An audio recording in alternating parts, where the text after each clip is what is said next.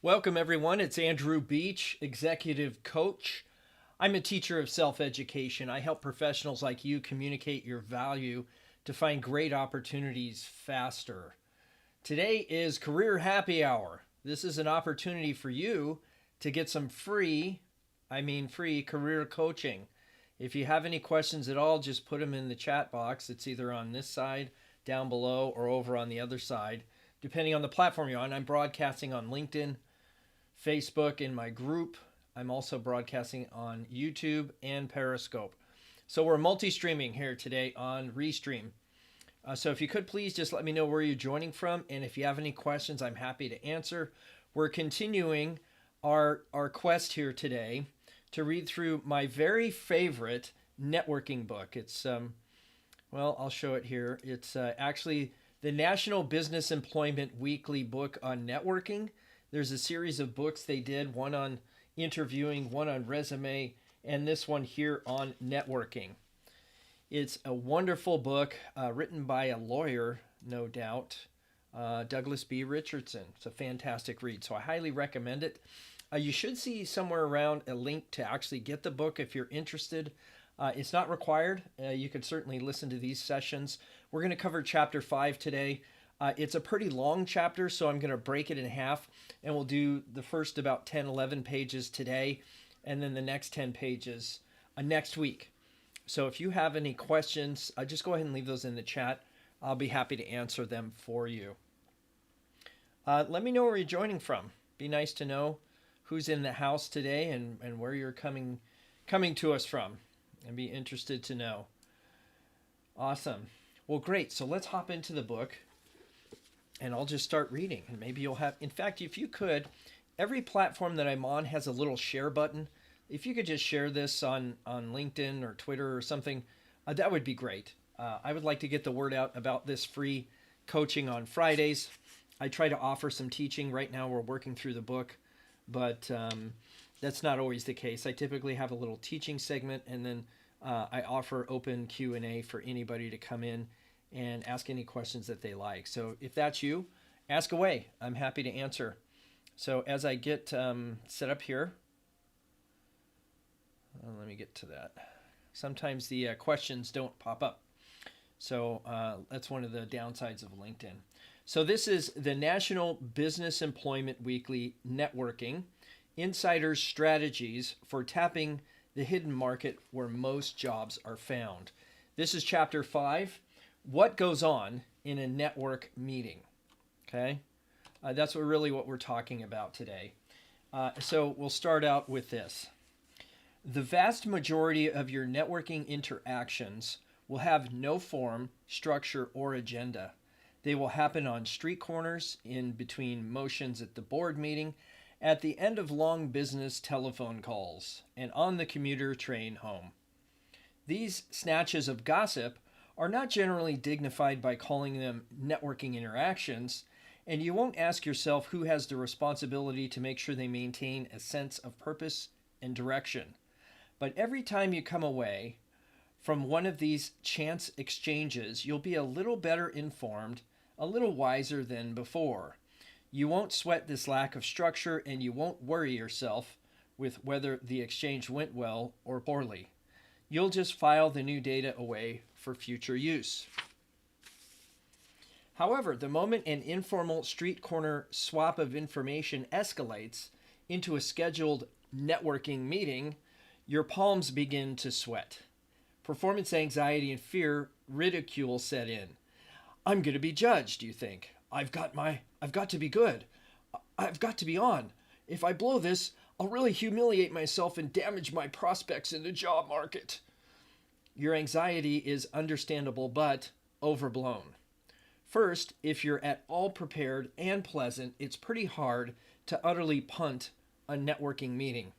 Second, you should understand from the outset that a certain percentage of meetings are going to be lemons. On occasion, you and the contact simply will fail to connect. The meeting will be short, forced, and stilted. Some contacts may display hostility, frustration at not being able to help more, stupidity, and perhaps some really terrible judgment. It all goes with the territory. but most of your meetings will be comfortable and at least somewhat informative, and some will be exhilarating.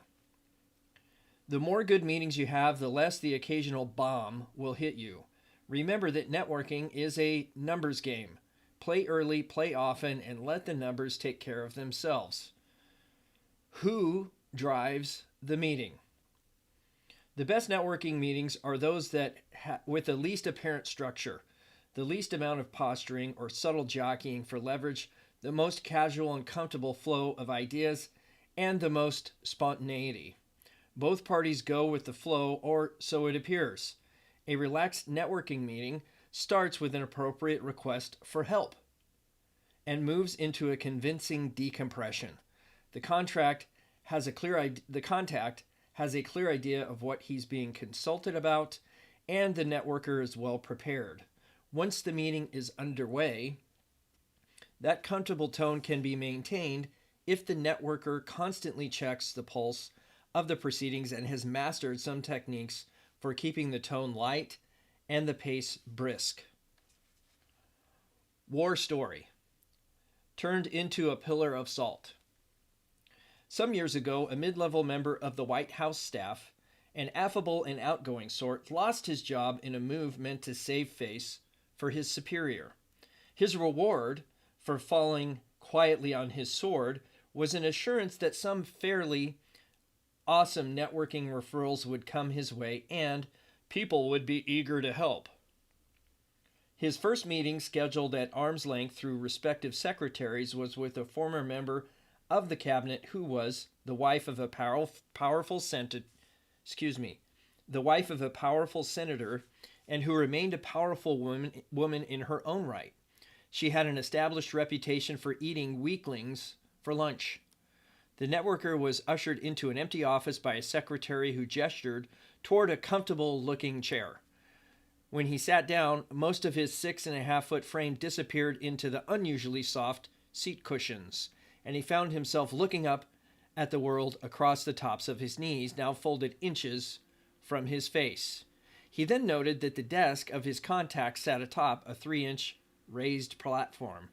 The door opened, and in swept a tall, energetic woman wearing a broad, intense smile. She sat down so rapidly he had no time to rise. She stretched the smile still more broadly across her powerful features, cocked her head, and said nothing. So thoroughly unempowered was the networker by this time that all he could do was smile mutely back at her. Fully 10 interminable minutes crawled by until she finally said in a quiet, clipped voice, "Talk to me, you son of a bitch. You called this meeting." The networker has little recollection of the rest of the meeting. A networking meeting isn't an interview. I would disagree with that. Unlike an interview, responsibility for the direction and pace of the networking meeting rests with the networker, not with the contact. That is true. The networker owns the meeting, sets the agenda, and takes the blame if he handles his role poorly. The play's the thing. A good networking meeting is a play in 6 acts, usually unfolding in a logical and predictable sequence. Act 1. Setting the stage, clarifying the agenda, allocating responsibilities. Act 2. Frame of reference, providing the contact with information. Act 3. What to say in Q&A, exchanging information, educating, learning, and refining the focus. Act 4. The name game, extending the network and obtaining more contacts. Act 5. Closing up and getting out. Act 6. The follow-up, closing the loop and delivering on the deal. This chapter looks at each act in detail. We'll cover the first 3 acts today and the last 3 acts next week. Act 1. Setting the stage. How much time you spend on introductory pleasantries and setting the stage will depend on how thoroughly the purpose of the meeting and the roles of the players were discussed when you requested the meeting. A lot of meetings get off to a confused, mushy start because the contact doesn't know or has forgotten. Totally normal. 1. Who referred the networker and why? What the contact is supposed to know that will be of use to the networker. 2, the networker's status and time frame. Is the networker thinking of making a change? Currently employed and running a confidential job search? Unemployed and working full-time on job search efforts? Just finishing school? Planning on making a change next year? 3, what the networker expects to get out of the meeting. In every meeting, concentrate first on the process by taking a moment to reset the stage. One of the best ways to discipline yourself is to imagine that the contact has just said, "Hi, how can I help you?" Respond to this question and everyone will be on firm footing at the start. Here is an example. Marlene, I want to thank you again for taking the time to see me on such short notice. I know how busy you are, so I very much appreciate your help, and I promise I'll keep this short and sweet. You may remember that when we talked last week, I mentioned that for the past 3 years, I've been the chief legislative aide for Senator John LaRousse, and that he has just lost the primary. His whole staff will be out of work at the end of the year. I want to get a head start on developing new employment now, and if I can develop something attractive, John understands I'll resign immediately to take it. As I'll flesh out in a minute, it was only in my last job that I moved into legislative and government work. But I'm already finding that most people assume I want to stay in politics, when actually I'd like to get back toward my old career path in developing and managing human service programs. Several people I've networked with, particularly Stan Wolf, thought of you immediately and said that as a strategic planning consultant to foundations and nonprofits, you are familiar with a lot of organizations and knew key people in that sector. I hope I made it clear when we spoke that my purpose in calling wasn't to request a job with your consulting firm. I know a lot of people turn these networking meetings into pleas for a job, but I assure you that's not my objective. It would be helpful, however, if I could summarize my background and current priorities, both to get some visibility and see if they make sense to you, and perhaps pick your brain about trends you see, areas I might explore, and other contacts I should try to meet. There are several points to observe as you set the stage. Your opening monologue has to sound like human conversation and not like a rehearsed perfunctory recitation. All spark or warmth will leave the meeting if there's a nearly audible click as you switch on your canned announcement and drone through, that's a good one, drone through some ritual disclaimers. Career changers who are networking with contacts in other fields should take a moment to gauge the contact's level of sophistication and understanding about any technical content, jargon, or shop talk that may come out. If you begin using terms or constructs your contact doesn't understand, he won't stop you to ask for explanation more than once or twice. To do so would portray ignorance, and human nature doesn't like to do that repeatedly. Instead, the contact will hide behind a vacant grin and nod his head mechanically as your words whoosh in one ear and out the other. Act 2. Frame of reference.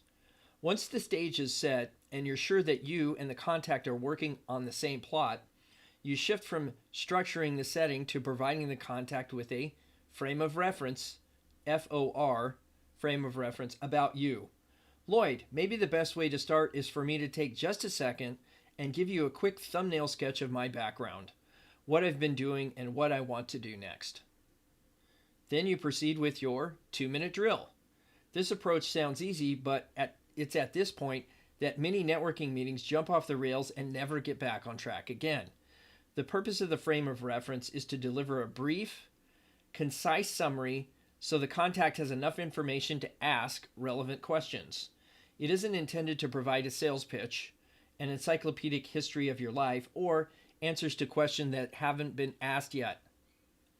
A frame encloses a subject and sets boundaries.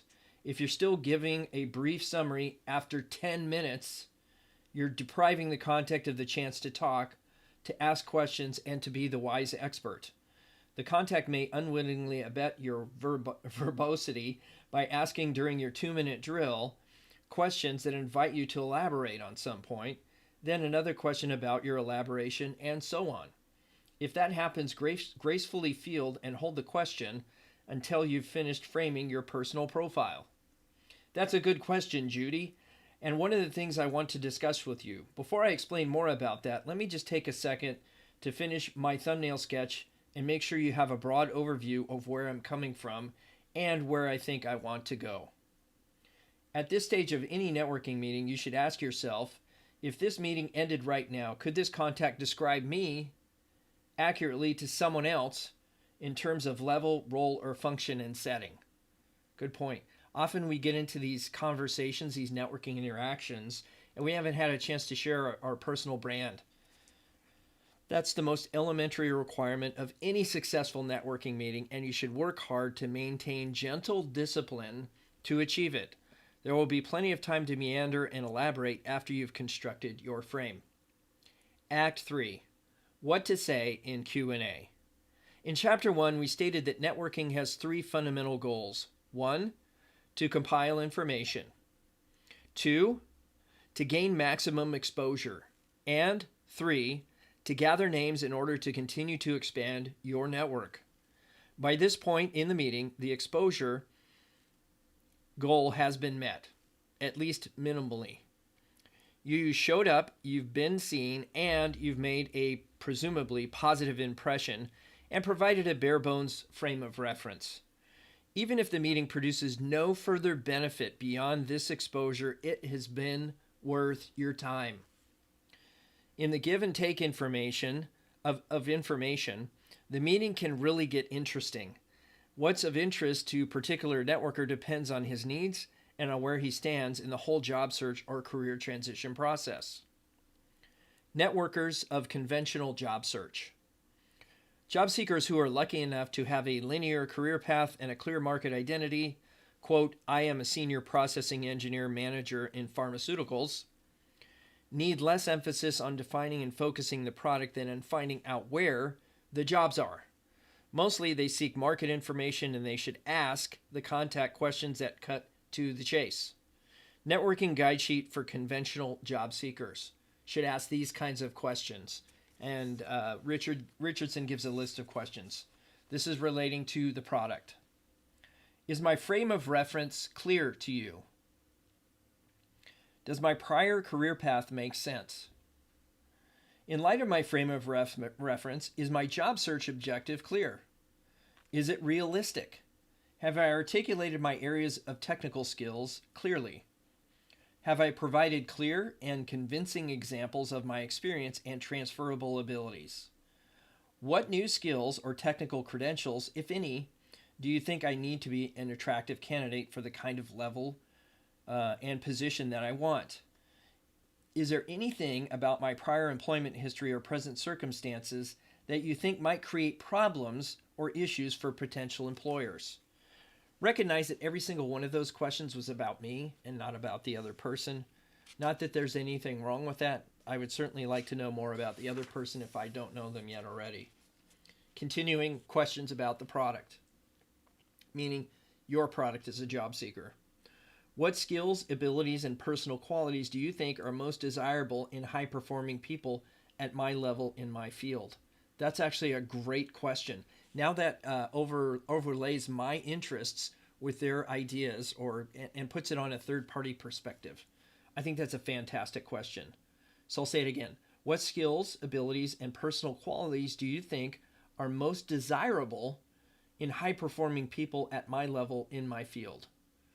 That's awesome because that's probably something they have an opinion about. How did you get into this field?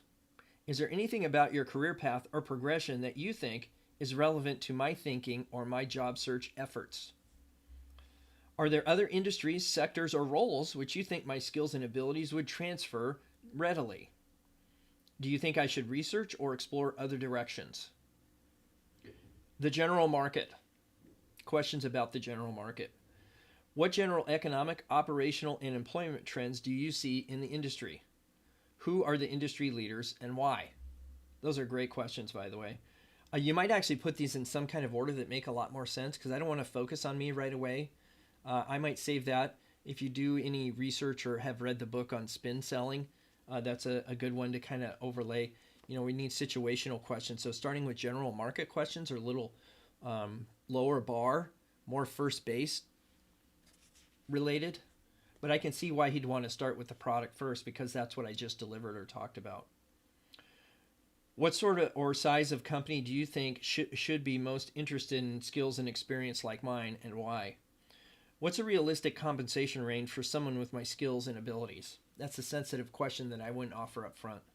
And I would gauge the level of rapport you have with anybody before you ask that question. What benefits and other perks can I expect?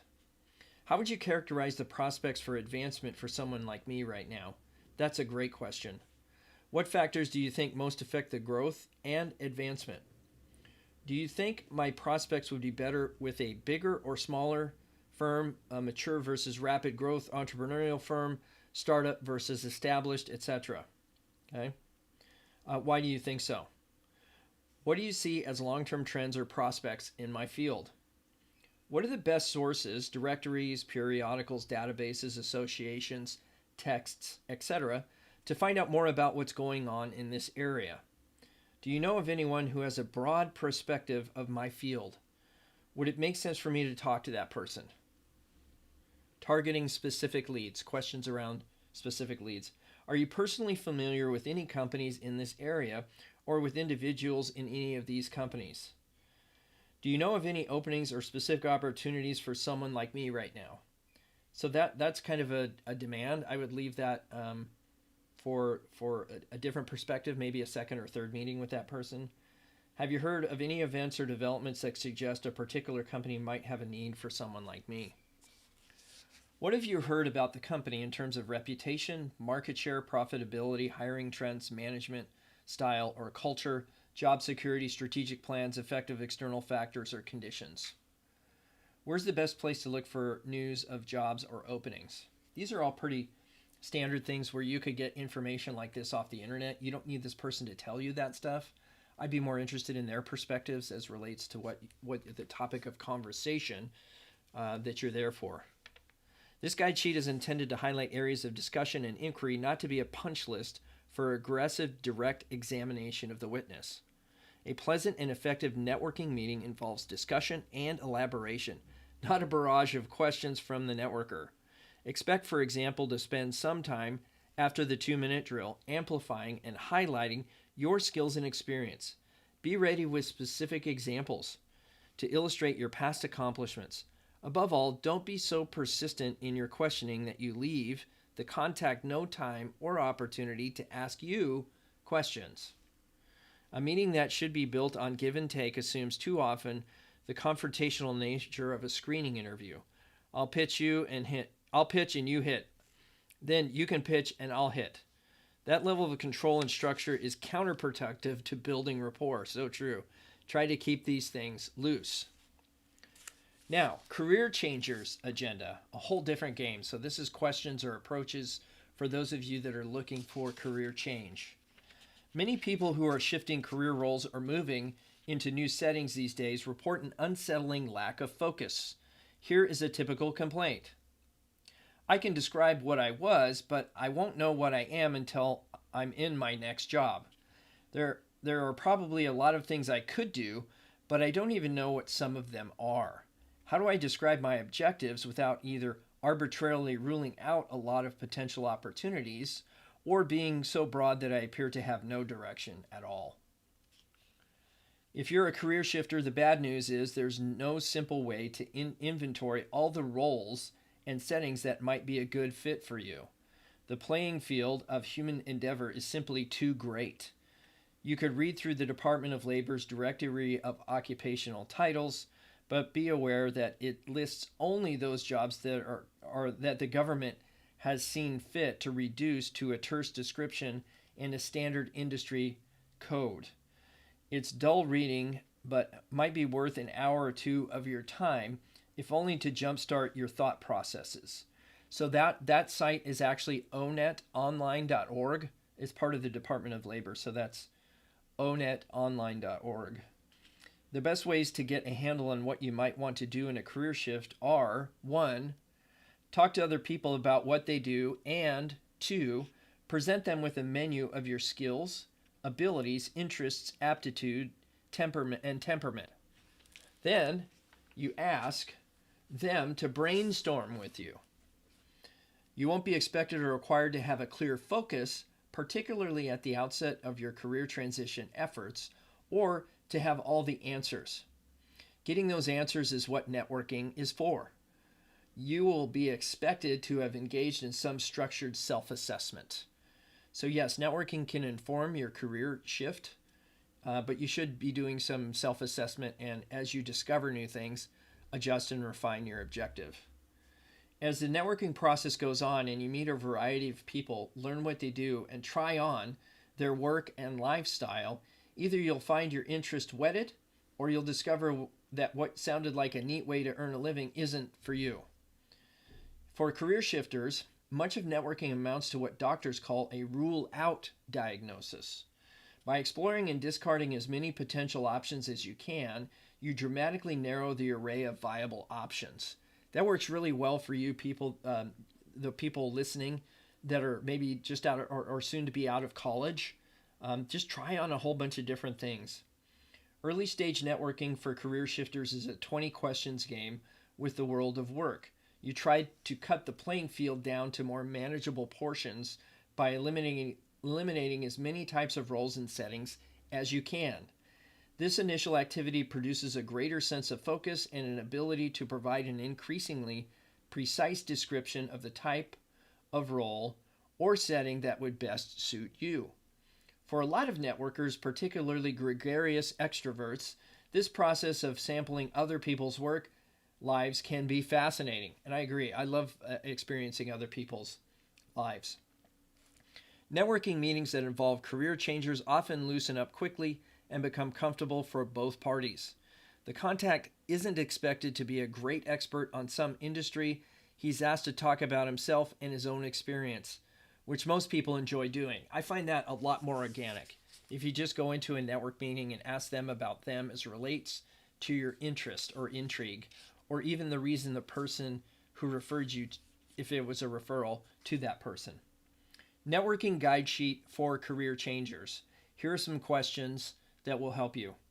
Tell me about you. How did you get into this field?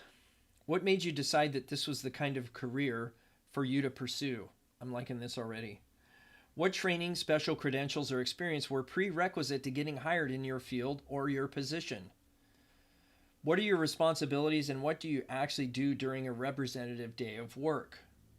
What functions or activities are included in your work? What are the greatest satisfactions you derive from this kind of work? What don't you like about this field or about your job? What's the typical career progression in this field? If there isn't one, where do you see your career going? That's a good question. What other career options will your present role allow? If you continue doing what you're doing now, what kinds of options will be precluded in the future? To what extent are gender, age, race, or other factors relevant to advancement in this field? Surprising that question's even in here. Tell me about the industry. So we start first by telling me about you, now tell me about the industry. I like this progression. It's a lot more organic. Are there certain geographic areas where work of this kind is more or less plentiful than in others? What are the basic prerequisites for gaining employment in this field? What's the current demand for people in this field? How does this field tend to pay compared with other sectors and kinds of jobs? What training or development do companies in this field generally provide? That's a good one. On what factors are performance evaluations based? What are the most desired skills, abilities, and personal qualities in this field? How receptive does this sector, industry, or field tend to be to people who previously worked in other settings? What forces do you see affecting this field or your job in the foreseeable future? New technology, government regulation, changing competition, changes in the way work is structured, like if there's a virus, changes in the workforce. What are the most common problems or issues confronting people in this field? What are the best sources of learning more? Journals, periodicals, conferences, associations? Who are the best kinds of people to network with to learn all I can about this field? Where I might fit in. Given your understanding of my skills and background, how good are my chances of making a successful transition into this field? What barriers would I have to overcome to make the transition? What entry-level opportunities are common in this field? What, if any, new technical credentials do you think I'd need to move into this field? What are the most effective techniques for obtaining work in this field? Are there any particular companies or employers you feel would be good targets for my efforts? So that's the first 10 pages of Chapter 5. We'll pick up Chapter 5 in a week, next Friday. So if you have any questions, let me see if there's any questions here, and I'll go in and answer those. Bear with me, please. I'll see if there's any questions. Again, it's FAQ Friday. If you're, I think it's, is it on this side? Yeah. It's on the side or down below, depending on what platform you're on. Okay. If you have any questions, please let me know. I know this. There's a trend right now of everybody working remotely from home. Schools are closing, government offices are closing, large sporting events are closing. So I know this creates a lot of tension, and I want you to know that most people are going through the same thing. The interesting thing I've seen here recently, at least on some of the social channels I've looked at, is people are making posts that, hey, if you have an issue and you can't get out and get your prescription medications, I'll do that for you. I'll go out and get those things. If you can't get to the store or are unable or unwilling, I guess, to go to the store and get groceries or need some food, by all means, I would do that for you. So what I'm seeing is even in this time of uncertainty and doubt, people are actually coming together and supporting each other. And I would offer that same thing to people that you know in your circle of influence. Is be the change you want to see in the world, if you know what I mean. Good. If there's any questions, go ahead and leave those in the chat. Use the hashtag Career Happy Hour. That way I can find your questions and answer them. Okay? Great. I do appreciate you joining me today on this book club. It's been really fun and exciting for me. If you want to see replays of this, I am maintaining a playlist on YouTube. You could find it there. You also are more than welcome to see my or listen to my podcast. That's on iTunes and many of the regular players. It's called Job Seekers Radio. So if you go to jobseekersradio.com, you'll be able to see the podcast. All these resources are free, folks. This is free coaching every Friday. If you have a question, I'm happy to answer. You can send me a direct message here on LinkedIn. I'll do what I can to help you out. And of course, have a great weekend, and we'll see you next FAQ Friday Career Happy Hour. Take care.